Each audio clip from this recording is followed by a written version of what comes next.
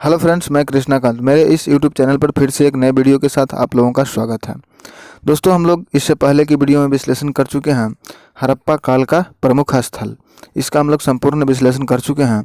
दोस्तों, इस वीडियो में विश्लेषण करेंगे सिंधु सभ्यता की संस्कृति की कुछ विशेषताएँ, जैसे कि राजनीतिक संगठन, सामाजिक संगठन, आर्थिक जीवन, पशुपालन। इसका हम लोग पूरी विस्तार पूर्वक संपूर्ण विश्लेषण करेंगे इसका। तो दोस्तों, अगर अभी तक इस चैनल को सब्सक्राइब नहीं किए हैं तो इस चैनल को सब्सक्राइब कर लीजिए, क्योंकि इस चैनल पर इसी तरह की वीडियो आपको हमेशा मिलती रहेगी। तो चलिए, बिना देर के हुए हम लोग वीडियो को स्टार्ट करते हैं। तो चलिए, राजनीतिक संगठन कैसा था इसका हम लोग विश्लेषण करते हैं। तो लगभग 20 लाख वर्ग किलोमीटर तक फैली सिंधु सभ्यता 600 वर्षों तक निरंतर कायम रही। इससे सहज ही अनुमान लगाया जा सकता है कि यहाँ कोई न कोई उच्च केंद्रीय राजनीतिक संगठन रहा होगा। समकालीन मिस्र और मेसोपोटामिया सभ्यता के विपरीत यहाँ किसी मंदिर के अवशेष प्राप्त नहीं है। अतः मेसोपोटामिया की तरह यहाँ पुरोहितों का शासन नहीं था।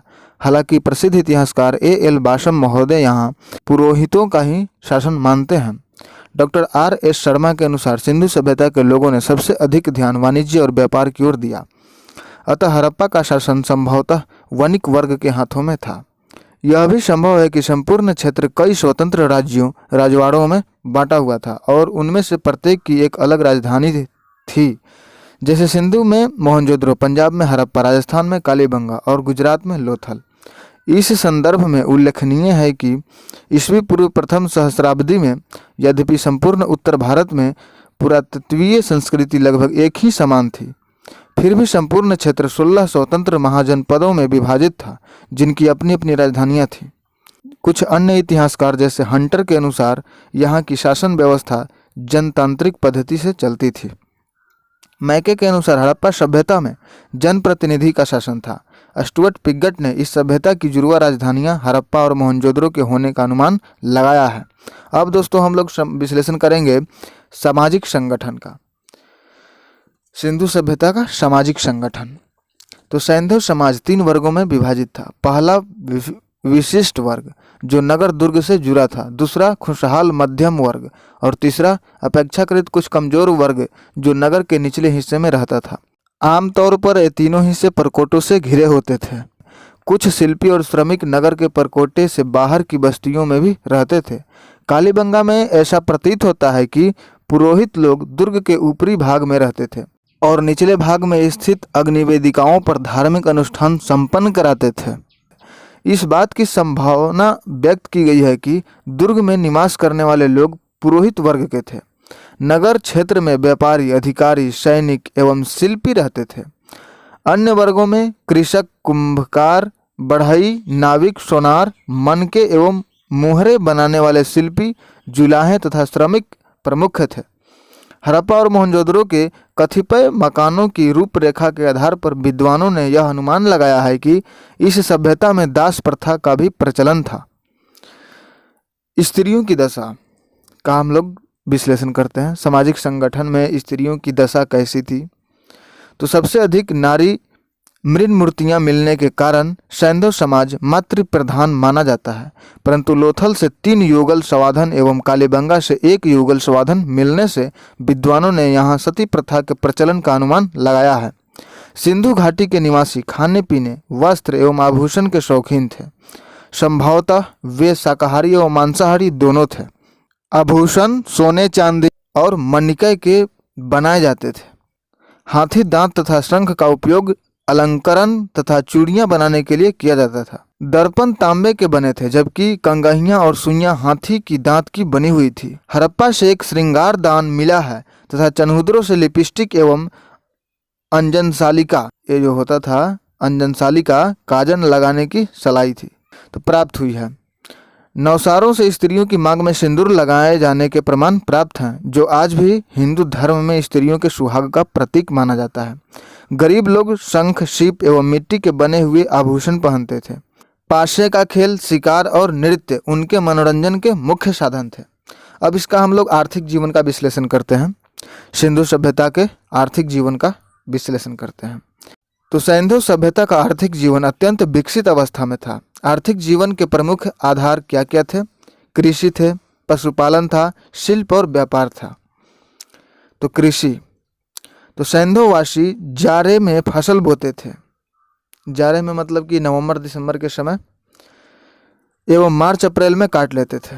यहाँ कोई फावड़ा या फाल तो नहीं मिला है, लेकिन कालीबंगा की प्राक हड़प्पा अवस्था में कुंड, जिसको हल रेखा, जिससे हल खेत में चलता था तो वो रेखा बन जाता था, तो हल की रेखा के प्रमाण मिले हैं। हड़प्पाई लोग शायद लकड़ी के हलों का प्रयोग करते थे तथा फसल काटने के लिए पत्थर के हंसियों का प्रयोग होता था। आजकल लोहे का हंसुआ जिसको बोलते हैं हम लोग देहाती भाषा में, तो आजकल लोहे का बनाया जाता है। पहले लोग पत्थर का बनता था, उसी का लोग प्रयोग करते थे सिंधु सभ्यता के लोग।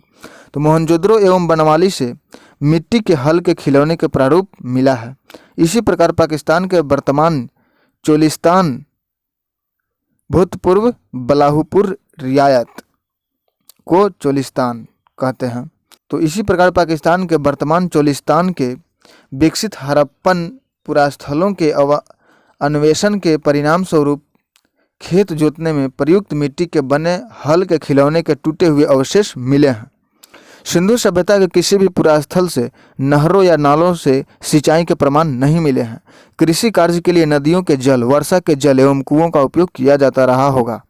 हड़प्पाई लोगों को कुल 9 फसलें ज्ञात थी। गेहूं की 3 किस्में, जौ की 2 किस्में, कपास, खजूर, तरबूज, मटर, राई, सरसों और तिल। बनवाली से बढ़िया किस्म का जौ प्राप्त हुआ है। चावल के भी प्रमाण हैं, जैसे लोथल से चावल के अवशेष एवं रंगपुर से धान की भूसी प्राप्त हुई है।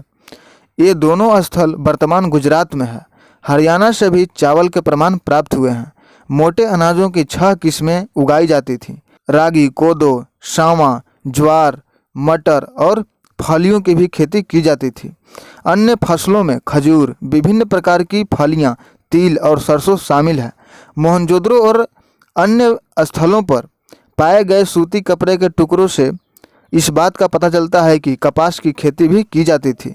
इस सभ्यता की परिपक्वता के चरण से कम 2000 वर्ष पहले के मेहरगढ़ पुरास्थल पर कपास पाई गई है।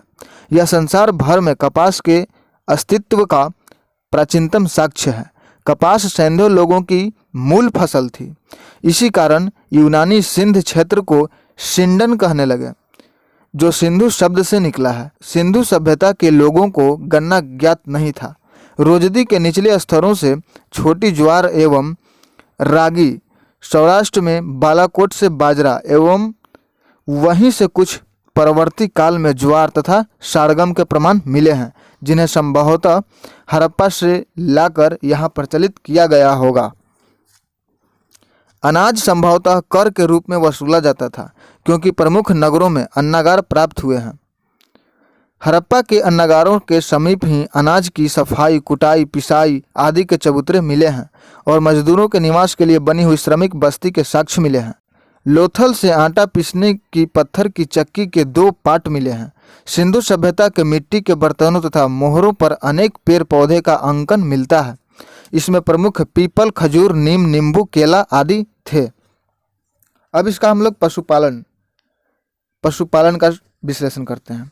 तो हड़प्पाई लोग बहुत सारे पशु पालते थे। वे बैल, गाय, भैंस, बकरी, भेड़, सुअर, कुत्ते, बिल्ली, गधे, ऊंट, हाथी, गैंडे, बाघ, हिरन, मोर, खच्चर आदि से परिचित थे, परंतु उन्हें कुबर वाला सांड अधिक प्रिय था।